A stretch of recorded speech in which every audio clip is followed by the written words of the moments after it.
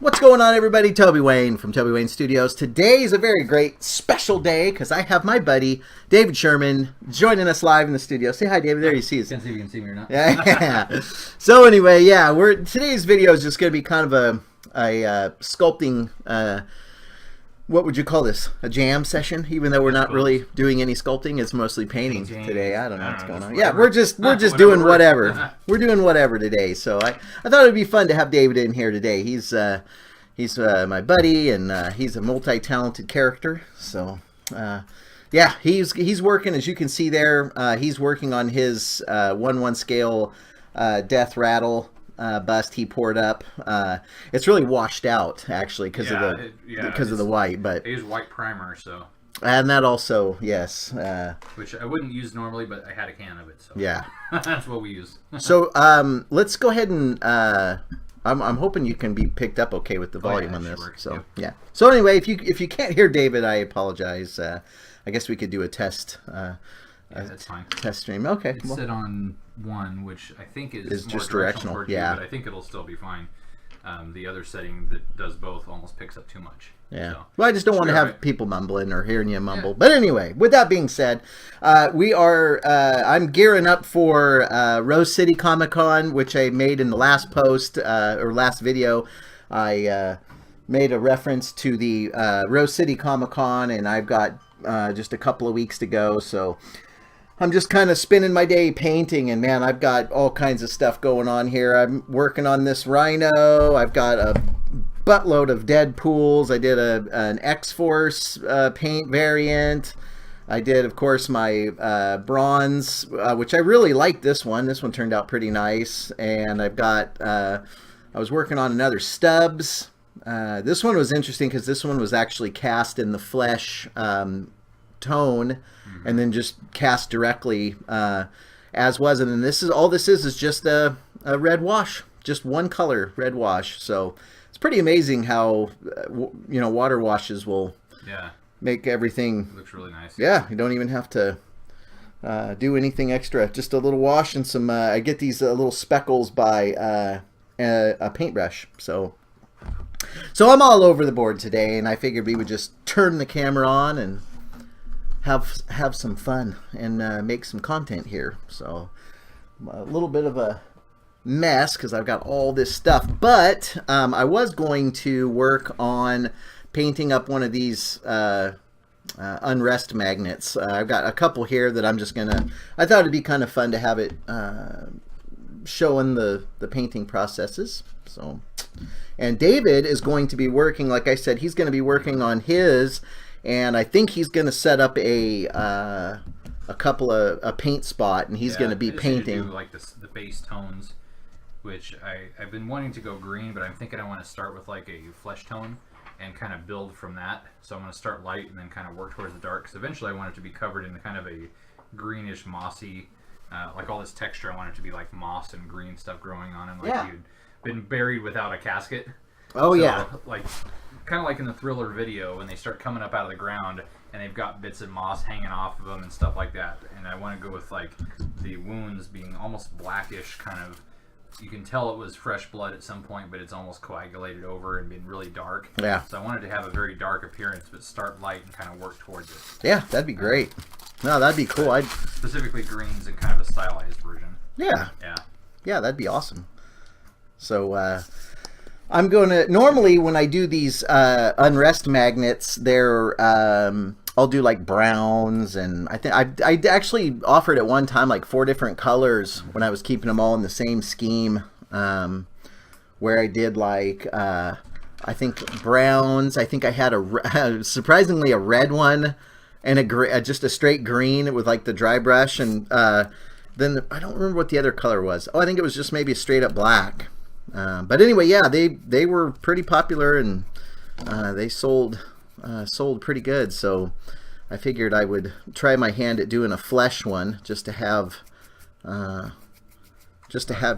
it. That's a pretty good base color. I think maybe I'll start with that too, and maybe mix a tiny bit of green into it. Yeah, and I got a ton of different colors behind me. You'll just have to come and take a look and see what you what you want as far as colors go. So you're going to kind of see David moving around a little bit, but that's in my tiny little window. And he's got and he has a tiny little window. But paper plates. Paint down or just more foil? No, I just use foil. You have the foil. You might have to go into the house to get it. It's in the drawer. I used to have foil out here, but who knows where anything goes around here anymore? I don't I don't know anymore. Half the time I have what I need, and the other half I can't find what I'm looking for. And the life of an artist, you know what I mean?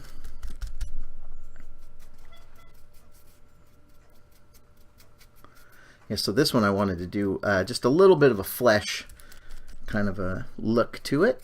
So David suggested I do like a flesh tone with like the wounds would be like red and bloody, and so I'm gonna do this as a one-off paint variant. So we'll see how it goes.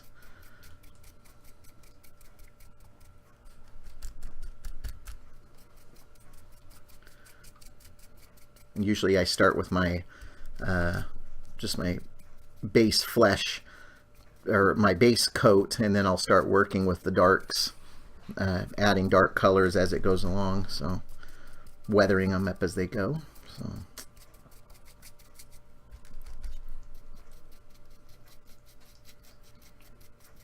did you find the color you were looking for? I think so. This is like a really light flesh tone. Yep. And then there's one called Mudstone, yep, which has like a hint of the greenish color. Yeah, I like Mudstone. And then this other greenish one here. Oh, that's like a sea foam or something. Wedgwood.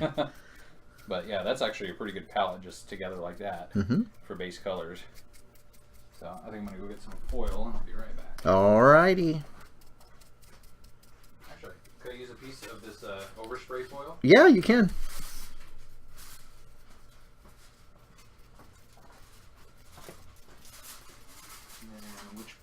Should I use? I've got I need those new ones. I've got these little guys here, and there's a couple other brushes there. Yeah, I got brushes everywhere. You just have to. And sponges. We have an extra sponge. There's some sponges in. Yeah. Yeah.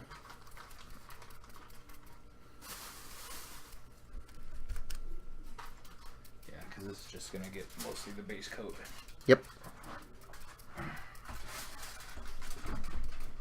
That's why I like priming my stuff with the black primer. Yeah, because where you've gotten. Yeah, you can see where you've gotten, and if you, for some reason, miss a spot, it kind of helps out, like it kind of takes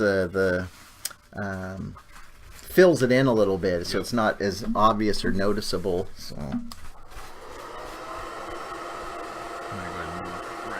Oh yeah, you can just set them wherever you can find a space. I tell you what, around showtime, boy howdy, this studio fills up pretty darn quick. Yep. I run out of room real quick. So there's the palette I'm working with. You might want to get in a little closer so people can see. There you go. Yeah, we got like a mudstone. Yep. It's green wedgwood and just a standard flesh color. Yep. Which flesh tone paint is no longer politically correct to be called flesh tone. But anyway, this is an old style paint. But yeah, that looks good. Yeah. So that'll be the base, and then I'm going to go darker on top of this. But I think that'll be a good start. Yep. I'm pretty Yeah. stoked. Pretty excited to see your take on it, because I have very clear visions in my little pea brain. So I'm always curious to see what other artists do, with my stuff. Like I said, I don't normally sell or I keep my stuff pretty, tight. I only sell it to people that I, trust in the kit form, I should say. If you're an artist that is a painter and I, and you want something, then that's cool. I'll offer it to you as a kit, but I'm usually pretty tight about it for whatever reasons. I think it's, but anyway, I'm always curious to see how artists will do, what they'll do you know, with my stuff, or just kits in general, you know. So I'm curious how this looks just by itself. It's actually pretty good. It's pretty light. Yeah.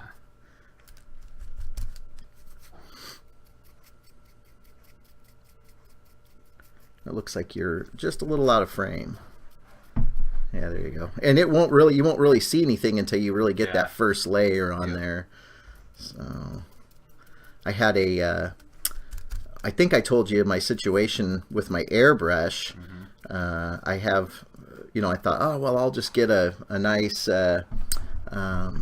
layer of flesh tones, and I started painting it on like you were doing there, and then I realized that this was going to take quite some time. Yeah, and even with, you know, my stipple sponge and all that good stuff, man, I'm just punching that stuff on as quick as I can go, and it feels like it's taking forever. So I decided I was gonna just go ahead and use my airbrush, and I didn't have the right needle in there, and it was bubbling up in the little hopper, and I was getting pretty fed up pretty quick, and I only actually got a little tiny bit of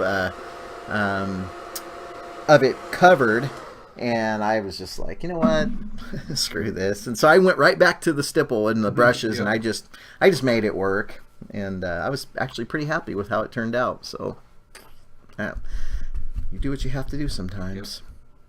The nice thing with paint, you can always paint over it. That's very true. So if you don't like it, you do something different. That's very, very true. Yep. I kind of like that mix of these two together. Yeah. As a base. Yeah. Because it'll be pretty dark when it's all done, but that's kind of a neat. Oh yeah. Really base color. Of course, we can't see a whole lot of the detail until we start putting washes into it. Yeah. But at least this will get most of the color to start with. That's very true. Very, very true. So now, yeah, I'm not sure. Maybe what I'll do is I'll just do I guess oh, this brown this burnt umber is pretty much dead. It's a good thing I got about 25 other bottles. Never have too much burnt umber. There you go. Or raw sienna. Yeah. I actually have a pretty good dark chocolate over there too. Doesn't taste like chocolate, I'll tell you that much right now. And don't think I haven't tried it. Well, it looked good on the ice cream. Yeah, it did.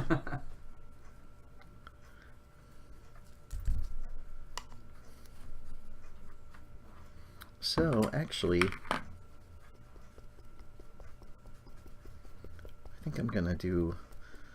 I have a feeling this is probably going to end up a lot like my Death Rattle, where it's the darker. I just really like that darker staining areas around, you know, the eyes and all that stuff.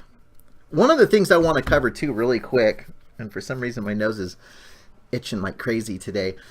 So if you'll notice on my makeup sponge here, a lot of the times, and you'll see this with all of my makeup sponges, basically they come flat. Do you have? I don't think you have a flat. I got a flat one right here. Well, no, that's a circular one. But the triangle ones usually have like a flat, square, perfect edge. And so for me, I personally like to just tear those chunks out, so it breaks up that pattern. Gives you a stipple. Yeah, I don't have to worry about. And it also makes kind of these interesting little marks, you know, like almost like a mottled skin, which is awesome. I really like doing the mottled skin, and you don't have to have an airbrush for it. So that's kind of one way that I like to cheat the system, I guess. So, but yeah, so if any of the painters out there that are breaking into this have never done that before, I suggest you just get yourself especially on smaller sculpts.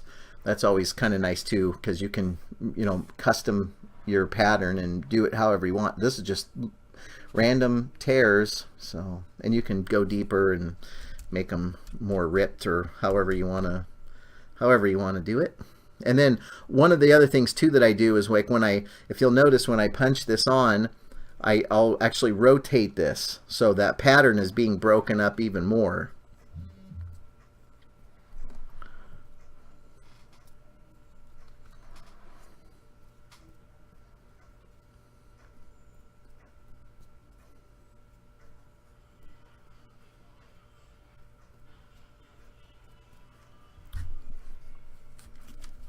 So I'm gonna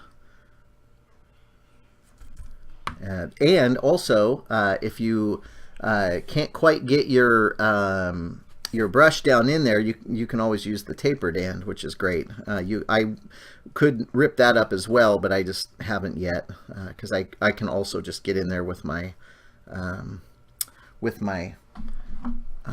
brush and do a wash in that corner like that. So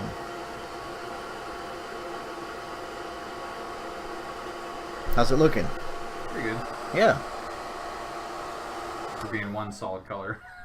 Well, yeah, that's where I usually just slam it on, because that solid color could take hours to put on if you're kind of just dragging your feet. It can take its toll. The thing is, like, I want to just kind of focus on the face, but you got to do it all, otherwise you get uneven qualities. Yeah. Like, especially with mixed paints. So I'm probably just going to sponge the rest of the head, but I just wanted to get a feel for this. Yep. On here. So if you'll notice, I've watered this down quite a bit. I always try to make sure that I've got my, my paints as thin as they'll go, so that I can get into all the little cracks and crevices and not worry about it being too thick. And you'll see that you'll start to see it come into life as I apply more washes, but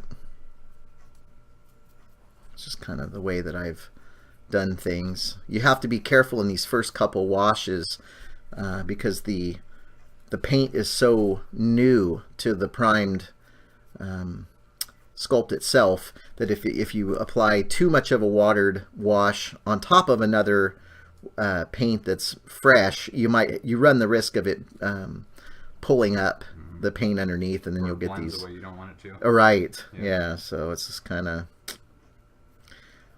you just kind of have to pick and choose your spots as far as when you start to apply. Actually, I have gone in and have painted the flesh tones on first, and then we'll go out and matte finish it, and that'll seal on that first layer. The only drawback with that, though, I found, is the wash does not want to take to that, because it's sealed, and so when you go to either gloss or even the matte finish, right, doesn't quite give it anything to grip. Yep. So when you go to do that, you're running the risk of it not wanting to stick. So that could be particularly frustrating. So I try to avoid doing any and all sealing until the absolute very end, so that I know, or what you can do is, once you've got it sealed, then you can go over with another makeup sponge with the same color as the wash, and you can actually dab the whole thing, and then that will make a gripping surface. Does that make sense? So then you can go back and start applying more layers, and the more layers of wash that you add, then it'll take more, and you'll be able to actually paint back on top of it again with the washes and the such. So now I'm going to kind of start going in and hitting some of these dark or deep recessed areas here, these little wounds and all that stuff, to make them stand out a little bit. Sometime I need to bring down that Freddy bust and do just kind of like this. We'll just do a painting video or something. Oh yeah. But it'd be fun to paint that. The one? Yeah. Oh yeah. I've been just setting it on display for so long with literally no paint. It's just a translucent flesh tone resin. So it'd be kind of fun just to go in there with a red wash, and that's it. And just see how that brings out the wounds and everything. That would be great. Yeah. Because I still need to Dremel the eyes out to put glass eyes in it too. But it'd be fun to get that finished up. I do love that. So here's the interesting thing about this. So these are, my magnets, of course, and so I don't normally spend a whole bunch of time painting the magnets. Like, I'll do, like a really nice base coat, and then I'll do like a quick wash. But for the most part, I keep these really simple, because I do only charge $10 for the magnet itself. I want to try to keep it as cost effective and efficient as possible for me and for the customer. So I try to keep them pretty simple in the paints so that it's not nobody's losing out, you know, because the more time you spend on something, the more you have to charge. So, but I always try to just keep my stuff at good prices and try to keep it as affordable as possible.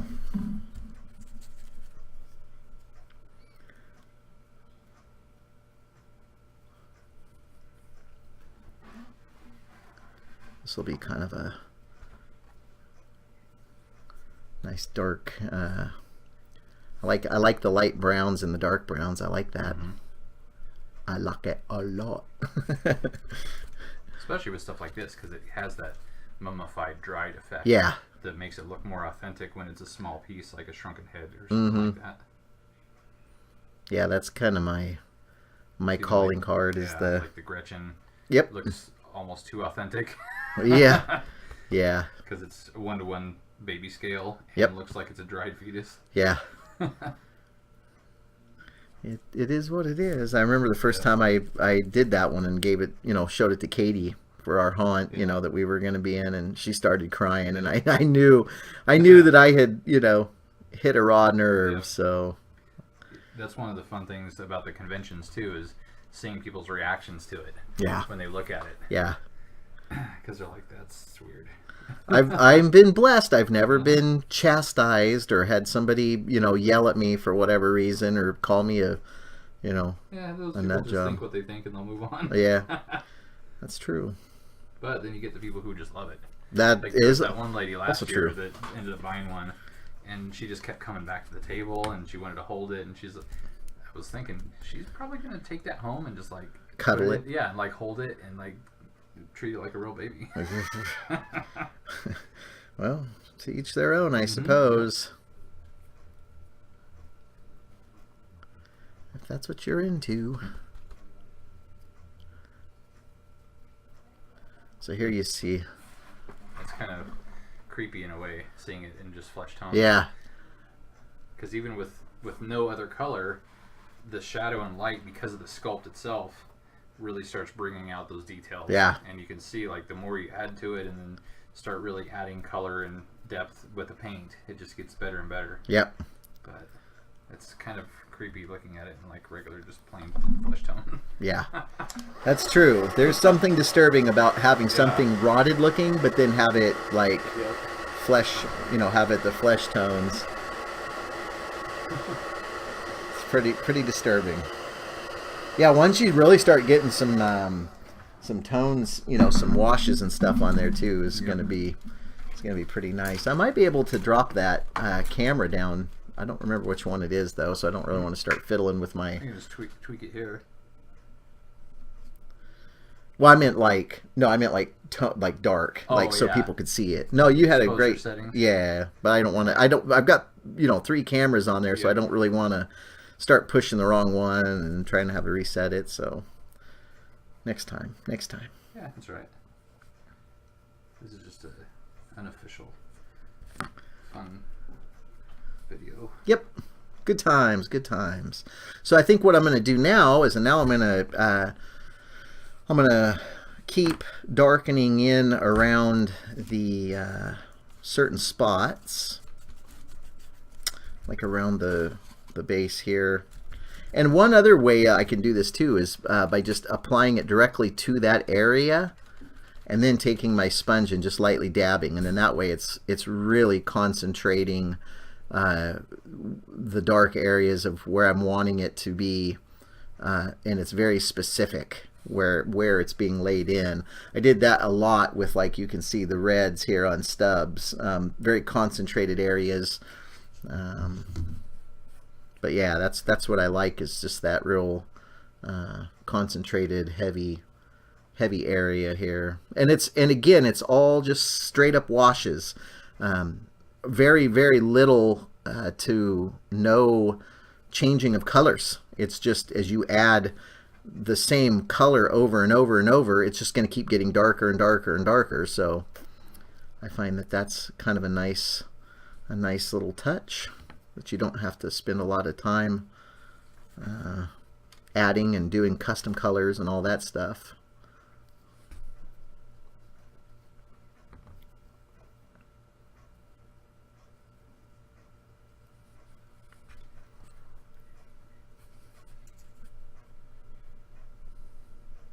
And I'm going to go around the wounds as well.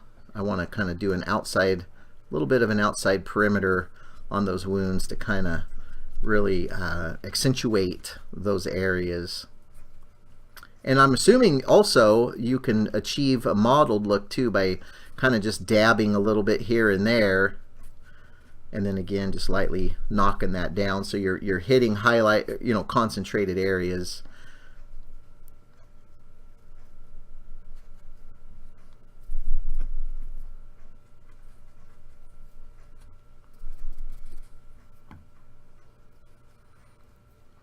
I'm going to hit the lips here a little bit.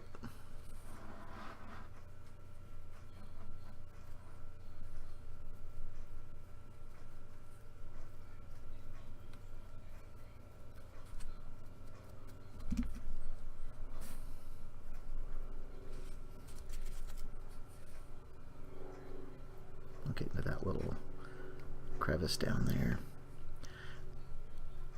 One thing too that you got to keep in mind, when I go to matte finish this down, it's going to make it darker. The matte finish has a tendency to want to put a dark edge on things, which is good. I like it, and I've talked about it in my other videos and stuff that I've done. That I actually kind of like the matte finish on there. That adds some darkness to it.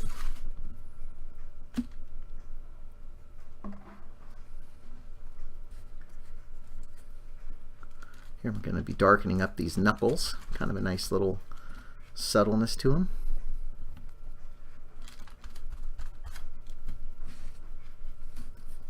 There you see a little bit of darkness, and I'm going to keep just doing some some washes on these. Yeah, I'm digging that one. That's a good one. Yeah, that's pretty cool. And then you can even go into these little recessed areas, like to determine or to show some depth into those recessed areas there.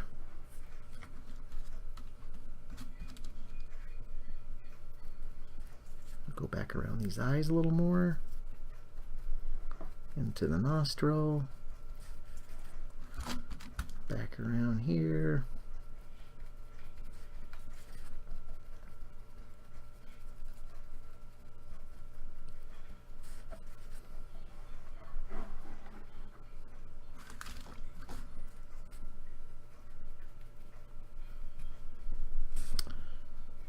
Yeah, I guess I got a couple little bumps over here too.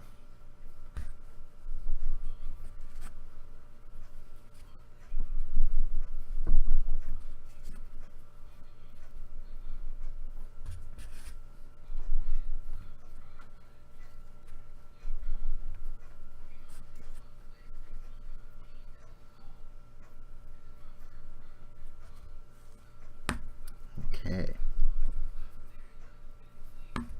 But you can see how each tiny little layer just adds that much more depth to this. I'm going to go around the bottom of this mouth area just a little. I feel that it's maybe something around in this area here, just to kind of break up that monotony.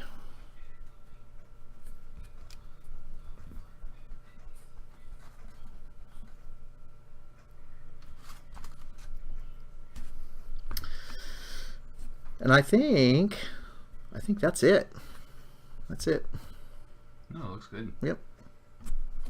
Almost reminds me a little bit of like petrified wood. Yep. It's pretty cool. And I always have this issue with seeing if it's how it looks on screen. Mm-hmm. Like on my screen right now, it looks a little different than what it'll be on the actual TV screen. Right. Once we get it out, on different channels or something, YouTube's. Yeah. So. Yeah, so there's that one. And I did leave this down here. I think I might just darken this up a little bit down here. I left it black, but I might put some dark wash down there, just to kind of break that up a little bit. There's a spot there I missed.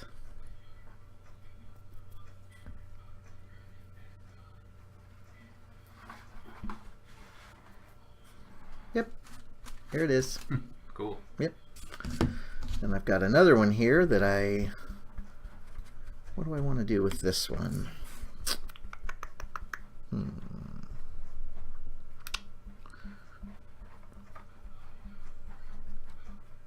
I think I'm going to do I'm going to call this the Red Skull variant.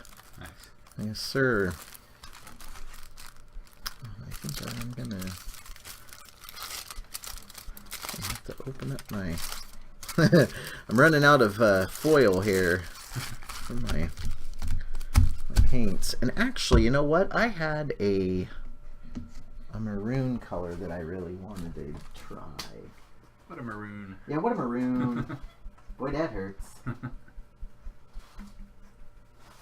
just had, is this it here? Maroon. I found it. Maroon. Yeah, this is Ceramcoat Maroon, and it's a nice color. I like this. Oh yeah. It's got a nice deep red compared to this taupe, which is a little bit brighter of a red.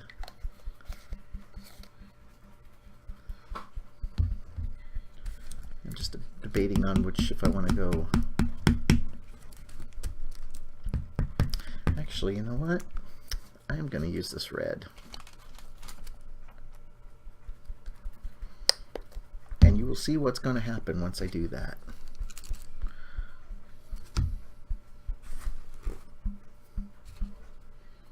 I hear a fly. There's one somewhere in here. We have our pet fly Spike is kicking around. That's the worst, man. Stupid flies.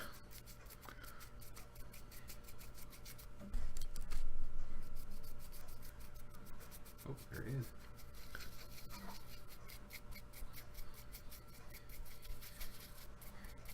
I need to readjust this camera again because everybody's just looking at my knee. Oh, I had never even noticed. Sorry about that, folks. A little technical difficulty on David's side there.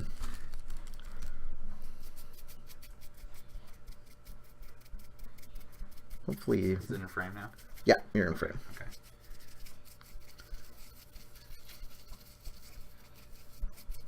It may have been. I just can't see it from this angle very good. Yeah, I don't, and unfortunately the camera is mounted directly on the top, so if I turn the camera or turn the monitor, then I get out of frame, so.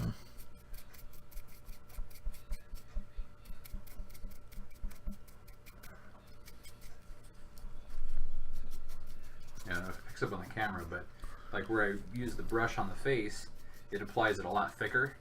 And then when I'm using this sponge, it goes faster, but you can see that it's a little bit lighter. Yeah. And even just using the sponge with one color, it's a little more mottled just by applying it. Oh, yeah. Thicknesses by itself. Mm-hmm. Which is kind of neat.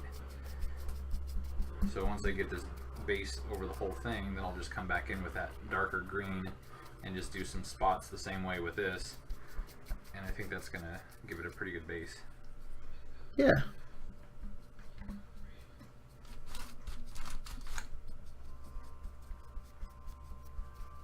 I'm kind of torn between the mossy style that I kind of want and doing one that's just very slimy and bloody and gross.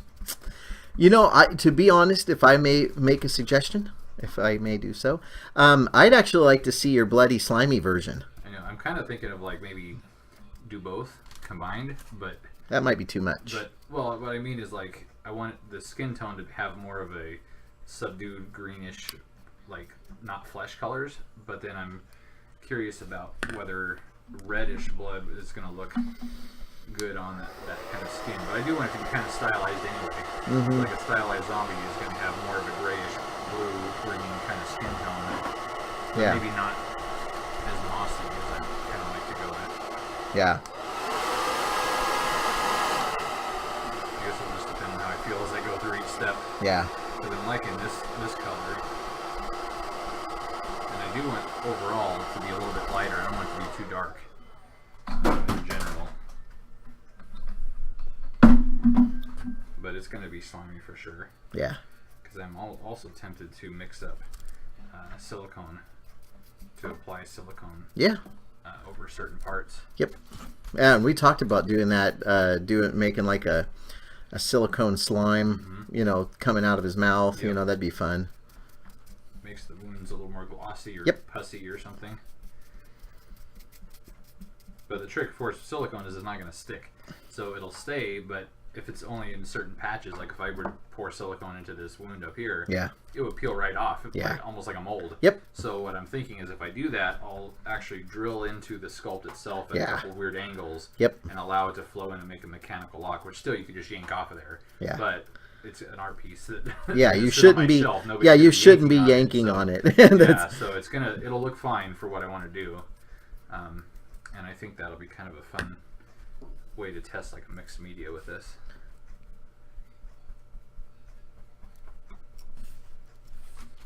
So I have a couple little pinholes in this casting here, and pinhole, everybody gets them. Pinholes are, you know, kind of the mold making / caster's arch nemesis, which, you know, gets old fast because as you're working, and then sometimes you don't even see them until you've primed it up. Yep. It's just one of those things where, you know, you have to try to kind of work around it or repair it. You know, some guys, I've seen them. Yeah, they just leave it. Yeah, some guys will just leave the major voids, you know, and you're just, if you're you know, somebody that's not in the know on how that stuff works, then you might be thinking, oh, that's cool, you know, look at that little detail that he put there. No, it was, you know, it was just cast, and it was, you know, miscast. But for me, I freak out when I see them. I mean, it's inevitable; they're gonna happen. But for me, I just get, you know, I can't let something like that go. Not that I'm better than other artists or anything. I just can't. For me personally, it's a it's a, you know, little things, you know, little bubbles or something. If they're super tiny, then okay. But if they're big enough for you to see, you know, with the naked eye, even under. Without primer, then I just can't. I have to fix it. That's just me. And it kind of depends on the texture that you're working with and how obvious it is. In some cases, it's really obvious that it's a flaw. Yeah. In other cases, it does kind of blend in. Mm-hmm. So it's all kind of based on that. Yeah. Well, it's like on this zombie bus, there's so much texture that the smallest little pinholes or tiny things, you couldn't differentiate them between the actual texture and like a flaw. Yeah. And so there was a few areas, and especially now that I'm adding more color, I can see little areas that were tiny little bubbles on the surface of texture. Yep. But they can be easily blended into the texture. Yeah. And so like with the scraper tool I was doing earlier, was just kind of taking the edges down and roughing it up so it looks intentional. Yeah. Because I did get quite a few bubbles in certain areas of the texture on this first casting I did. Oh. But only in, like on the teeth, there's a couple that are simply now cavities. Rotted cavities that all work into the design. Rotted cavities. Yep. But most of the stuff is just where maybe the baby powder didn't quite get into some of the texture, and it just left the finest tiny bubble at the surface. That happens. Yep. That happens. Sorry about that, everybody. We had a little bit of a technical issue. I ran out of space on my computer in the C drive. Yep. I'm terrible about these things. That's why I got David here also. He knows what he's doing. So anyway. A huge empty drive. Yes. Ready to record. Much like my brain. Very, very, very huge and empty.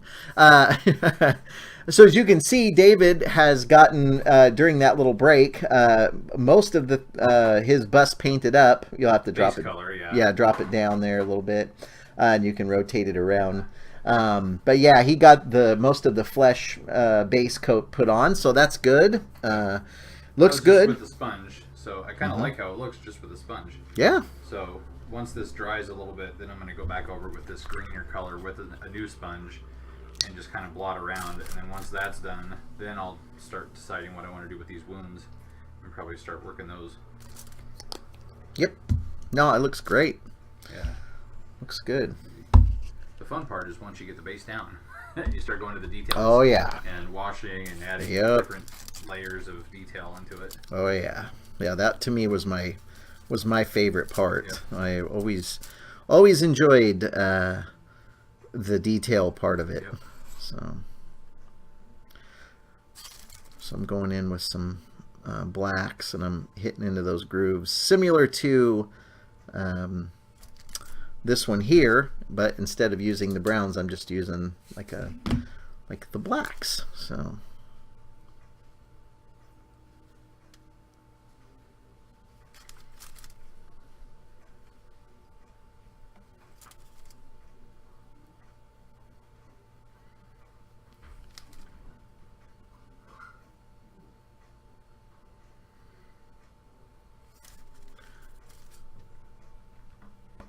yeah, I'm pretty excited about Rose City this year.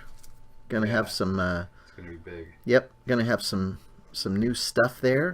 Got some new sculpts, so I'm happy about that. Of course, the death rattle and some other. I did have the Whaleman bust, and of course that one I had at Cherry City. I think I debuted it there. But and the Rhino I debuted at Cherry City, but this will be the second showing for those two, so that's cool. Excited for those.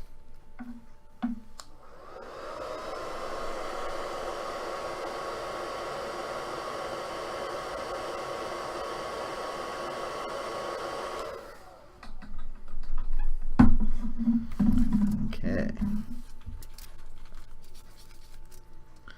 That's September 10th and 11th in Portland, Oregon. So if you're in that area and you want to swing by the booth and say hi, I'd much appreciate it.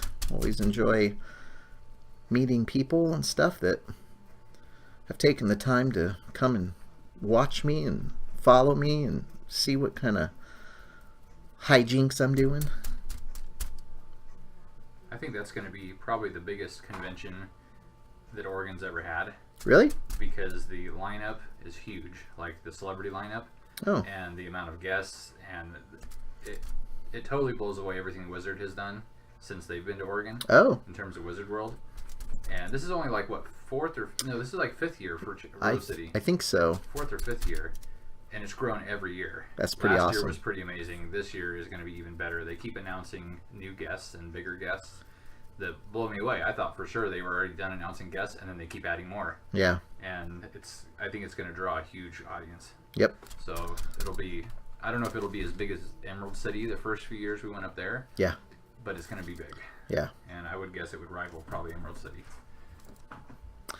I hope so. I really enjoy Rose City for multiple reasons. It's close to home, so that's good. I like doing that. I like supporting the shows that aren't some big, huge corporation, and by that I mean like, Wizard World. Nothing against them, but Well, a lot of people are against them lately. They've been making a lot of odd calls with the way they've set up rules and configurations. Oh, and the really? fact that they are a huge. I mean, they've made conventions a business. Mm. They originally were the magazine manufacturers. Yeah. Publications, and the convention, like when I went down there for the Wizard World I went to in Anaheim, was one of the early years where it started becoming a bigger thing. Mm-hmm. It still wasn't like it is now, Mm. but it was also more of an actual comic convention, whereas now they're all like celebrity meet and greets. Mm. It's kind of changed a lot, but Wizard specifically has gotten so big that it's become a big business just to run conventions, which usually doesn't work in the favor of the convention goers. Yeah. In terms of pricing and affordability. Oh, And a lot of things. Hmm. But I'm glad that we've got so many options in Oregon. Yeah, There's we are literally like 4 big conventions yearly. Yep, I got to say we're very blessed to be able to have big conventions, so that's cool. Yeah, so now I'm going back in and doing more of the dark here on the in the recessed areas.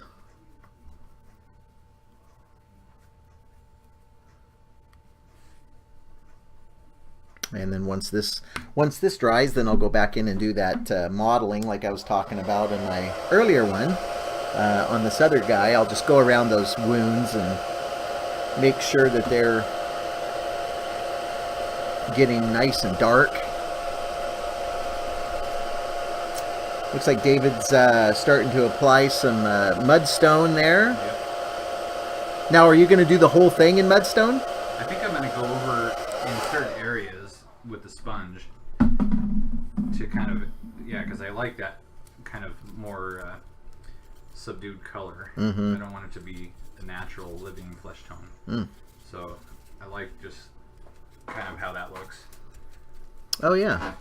It's easier to see here. Oh, that'd be, yeah. You could really hit that in the modeling. Concentrate in the modeled areas. Again, this is just another base layer that's just kind of adding dimension to that flesh tone, and then I'll go back through with washes in more detail. But I think this kind of helps establish the flesh color I want. It is more undead. Yep, I like it.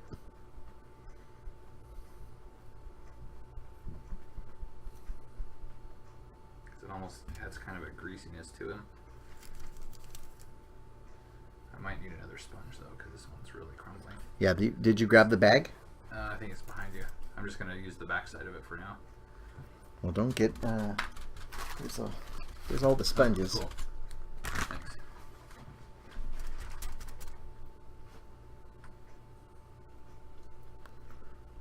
Yeah, then I'm darkening in those knuckles.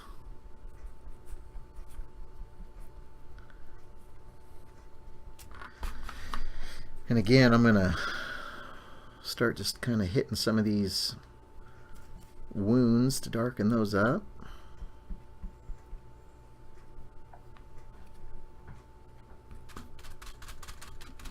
If I can stay in frame. This tends to be an issue that I struggle with, staying in frame.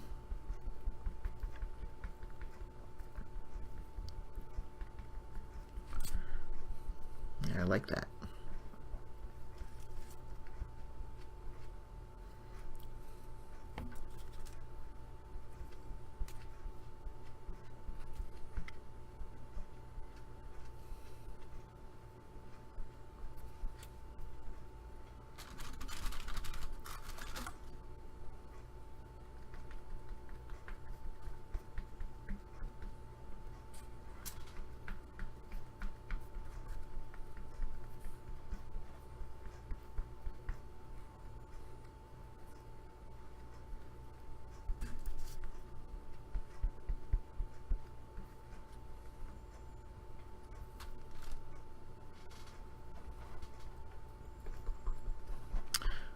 Okay, well, I am thinking that this is pretty much done.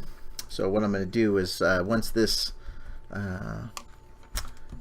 paint dries, and I'll go and probably spray it with my matte finish and get that sealed, and then I'll get some magnets on there.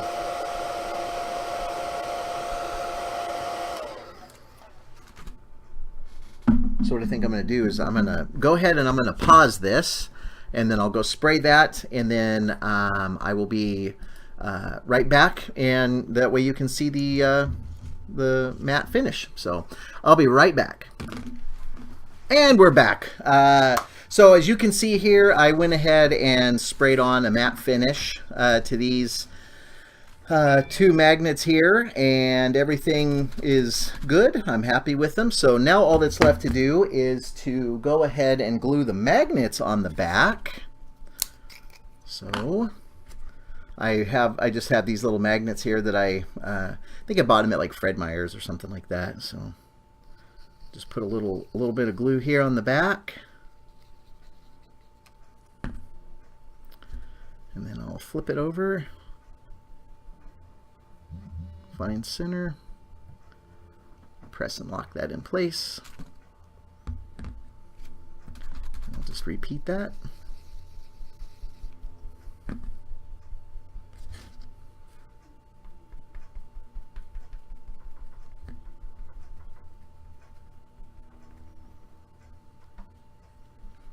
Yeah, the magnets. This super glue kicks off pretty quick. Especially because it's hot out here. Yeah.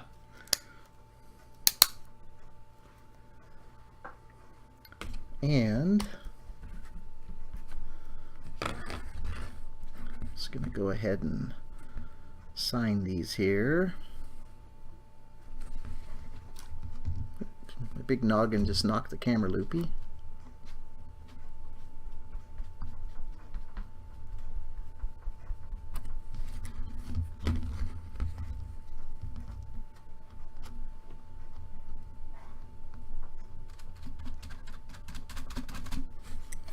And there you have it. 2 magnets, painted and signed. And I think that's going to do it for this little video. I want to appreciate everybody for checking this video out, and I really want to thank my buddy David for joining me today. And thanks for having me as a guest. Well, of course, finally some personality to the show. Not much. Yeah. Oh, anyway, no, I'm very thankful to have David on. David, is there anything you want to plug? Your Instagram, perhaps? Yeah, you can go to my Instagram / the creator, THEKRATOR. Yeah. Creator with a K. Creator with a K. That's got a link to my Twitch channel. Even though there's not much there, you can actually go to my YouTube channel that does have Twitch archives. Yep. If you like to see any cool pinball and arcade gaming from the 80s. On actual arcade machines. Yeah. Pinball machines. David has insane amount of awesomeness going on in his place. Video games and pinball games and all that stuff. I suck at playing video games. That's probably why I don't have a video game channel. But yeah, he's got tons. I don't claim to be good at them either. I just enjoy them. Well, he's got some awesome stuff. So check out his Instagram, Instagram.com. The creator with a K, yep. And it's pretty cool. So give him a follow. Yep. Cool. He's got some good stuff over there. So yeah. So anyway, that's gonna wrap up the And you can also check out my Instagram, Toby Wayne Studios. I would appreciate the follow. I update that quite a bit, so I'm always posting stuff on there. So anyway, thank you guys so much for checking this video out, and we will catch you in the next video.